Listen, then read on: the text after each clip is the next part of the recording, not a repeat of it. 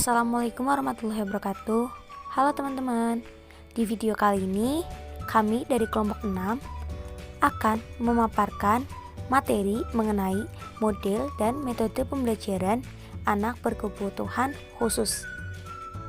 Selamat menyaksikan. Ya, saya Yongki Bangun Abimanyu akan menjelaskan tentang model pembelajaran APK.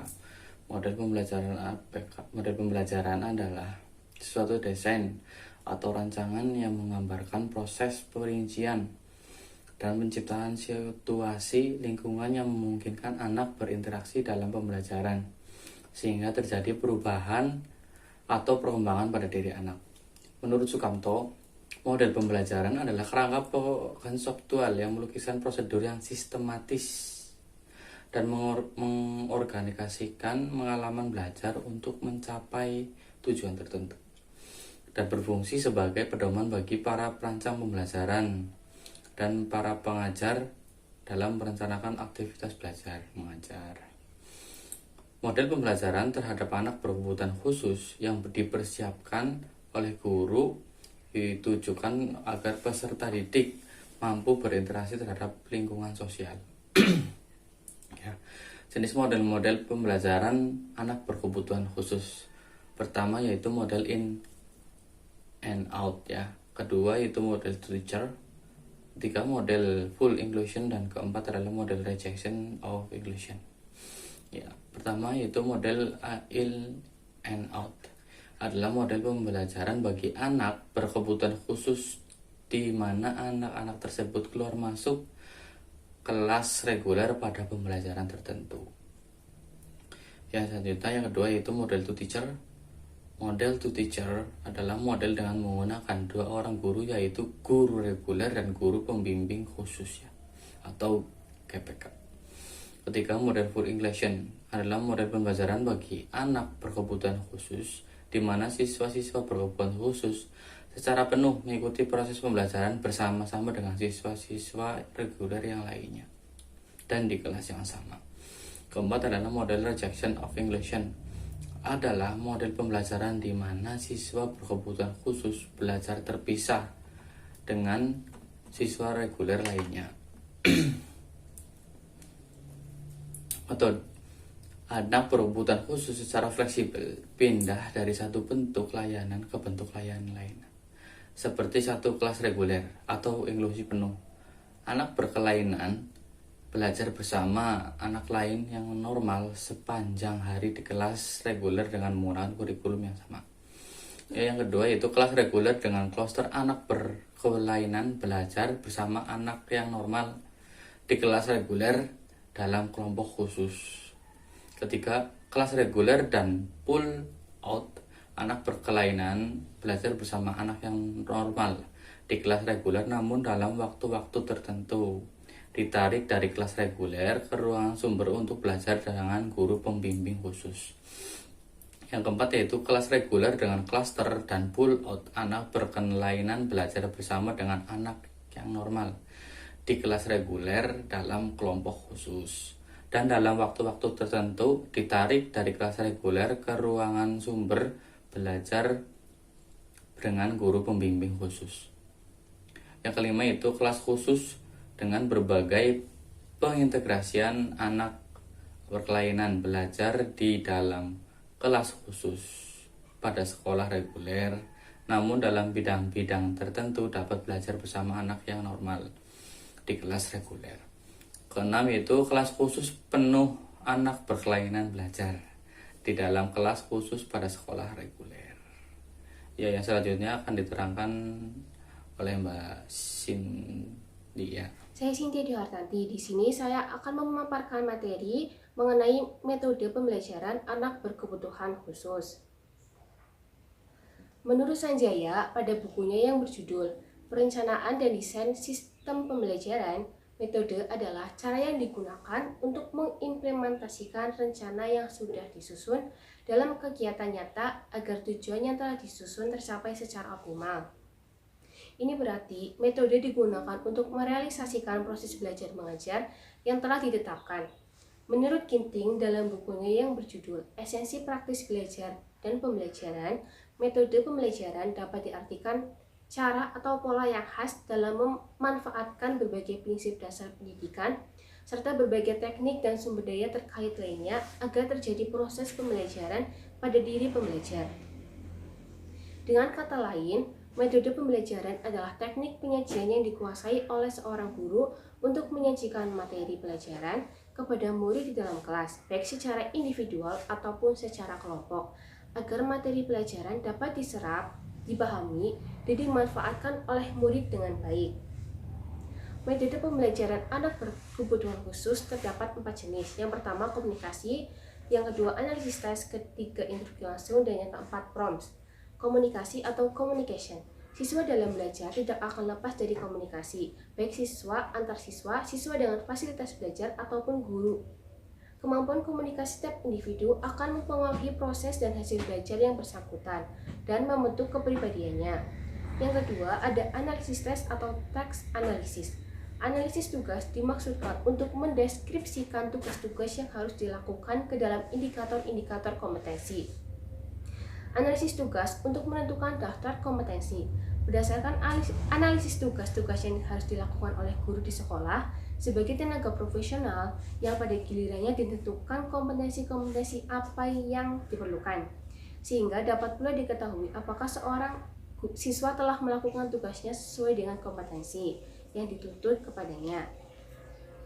Yang ketiga ada instruksi langsung atau direct instruction. Instruksi langsung adalah metode pengajaran yang menggunakan pendekatan selangkah demi selangkah yang terstruktur dengan cermat. Dalam instruksi atau perintah, metode ini memberikan pengalaman belajar yang positif, dengan demikian dapat meningkatkan kepercayaan diri dan motivasi untuk berprestasi. Pelajaran disampaikan dalam bentuk yang mudah dipelajari, sehingga anak mencapai keberhasilannya pada setiap tahap pembelajaran. Yang keempat ada prompts. Prompts adalah setiap bantuan yang diberikan pada anak untuk menghasilkan respon yang benar. Prompts memberikan anak informasi tambahan atau bantuan untuk menjalankan instruksi. Adapun jenis prompts adalah sebagai berikut. Yang pertama, verbal prompts adalah bentuk informasi verbal yang memberikan tambahan pada instruksi tugas. Instruksi memberitahu anak apa yang harus dilakukannya. Verbal prompts memberikan tambahan informasi mengenai bagaimana mengatasi tugasnya. Misalnya, bila anak belajar menggunakan komputer, instruksinya yaitu nyalakan komputer.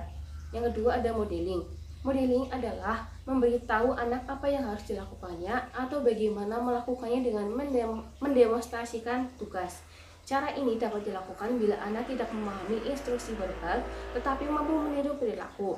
Yang ketiga ada gestural prompts, adalah bantuan dalam bentuk isyarat dapat mencakup tangan, lengan, muka, atau gerakan tubuh lainnya yang dapat mengkomunikasikan informasi.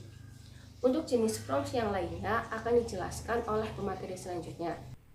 Saya, Ditya Arbaningrum, akan melanjutkan materi dari pemateri sebelumnya. Selanjutnya yaitu yang keempat, peer tutorial, adalah di mana seorang siswa yang mampu atau pandai dipasangkan dengan temannya yang mengalami kesulitan atau hambatan.